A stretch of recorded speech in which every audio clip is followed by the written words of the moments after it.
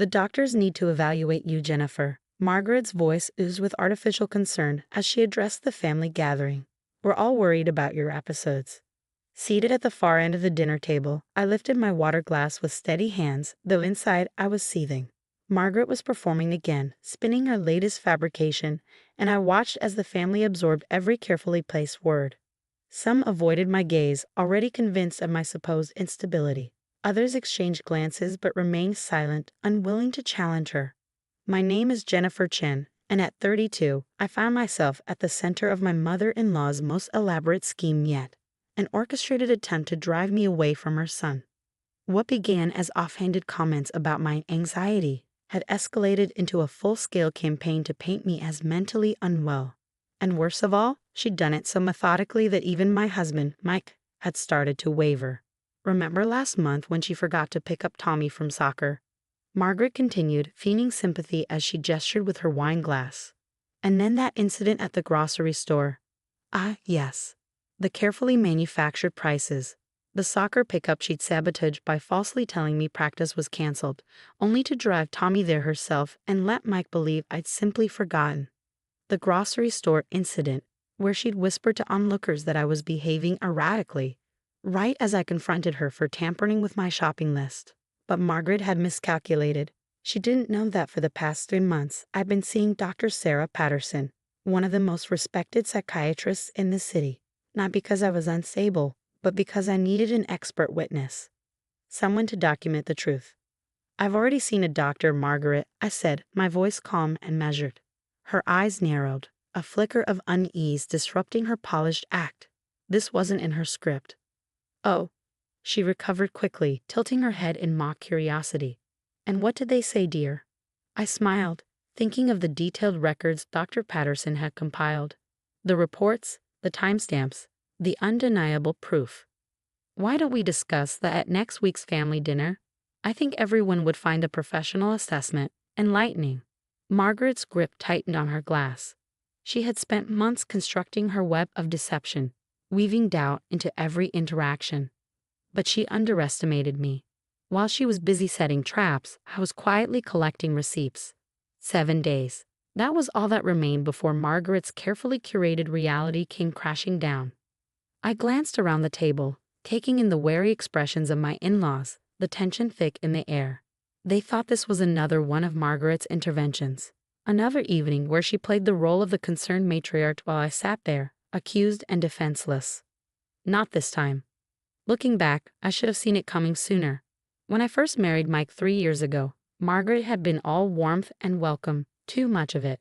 She invited me for tea, pried into my family history, latched onto the fact that my mother had passed away when I was young. Some people just don't handle stress well, she'd murmured whenever I showed emotion, planting seeds early. Then, 6 months ago, right after Mike and I announced we were trying for a baby, her mask slipped. I saw the flicker of panic in her eyes before she plastered on a congratulatory smile. That's when the incidents began. At first, they were subtle. Items in my home moved, misplaced. Margaret would gently express concern about my forgetfulness. She visited my workplace unannounced, telling my colleagues she was worried about me. Then, the bigger moves. The soccer practice setup, the staged grocery store scene. She was building a case, brick by brick, turning my own life into a performance where I played the unraveling wife. But she had no idea I'd been documenting everything. Every conversation, every manipulation, every lie. The recorded phone call where she deliberately misled me about Tommy's practice. Just one piece of the puzzle. Jennifer, are you with us? Margaret's voice cut through my thoughts, coated in false sweetness. You seemed a little distant. I met her gaze, unwavering. Just thinking about next week's dinner, Margaret. I have so much to share. The room tensed. Margaret tilted her head, her expression carefully controlled. But I saw it, that flicker of uncertainty. For the first time, she wasn't sure of her grip on the narrative. She had spent months convincing everyone I was losing my mind. In 7 days, she'd realized just how wrong she was. The week leading up to the family dinner felt like the calm before a storm. Each evening, I meticulously organized the evidence I had gathered, every document another nail in the coffin of Margaret's carefully constructed lies. Dr. Patterson had been thorough. What your mother-in-law is doing, she told me in one of our sessions, is a textbook case of gaslighting and psychological abuse. Her official report outlined everything: recordings, witness statements, expert analysis. The morning of the dinner, my phone rang. Margaret. Jennifer, dear, maybe we should cancel tonight, she said, her voice dripping with false concern. You seem rather stressed. I smiled. Actually, Margaret, I'm feeling perfectly stable. In fact, I've invited Dr. Patterson to join us. Silence, a beat too long. Then, a clipped. I see. That evening, the dining room filled with family. Mike sat beside me, his jaw tight, his fingers drumming anxiously against the table. He had spent months caught in the middle, torn between his mother's whispered warnings and his own uncertainty. Then Margaret arrived, last as always, her pearl necklace gleaming under the chandelier, her armor of choice. She swept into the room, poised, composed, until she saw Dr. Patterson already seated at the table. Her smile flickered. I stood. Before we begin, I'd like to share something with everyone. I handed out copies of Dr. Patterson's report, the weight of months of gaslighting and deceit pressing into their hands. For the past 3 months, I've been seeing Dr. Patterson. Not because I'm unstable, but because I needed an expert to document what's really been happening. Margaret's fingers tightened around the paper.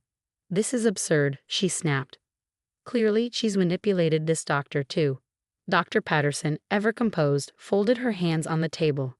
Mrs. Chen, I have documented 37 separate incidents where you deliberately engineered situations to make Jennifer appear unstable. Would you like me to go through them? Silence. Then she did exactly that.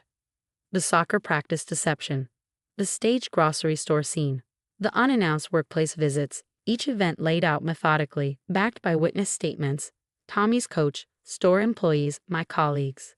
The final blow came when Dr. Patterson pressed play on an audio recording. Margaret's voice filled the room. There's no practice today. It's canceled. Just stay home. I'll take care of it. Undeniable. Unforgivable. Mike's hand found mine under the table, his grip tightening. His unspoken apology. His mother's betrayal, now irrefutable. Margaret's face was ashen, her breath coming short. I was trying to protect our family, she choked out. She's not right for us. I was only trying to make everyone see. See what, Margaret?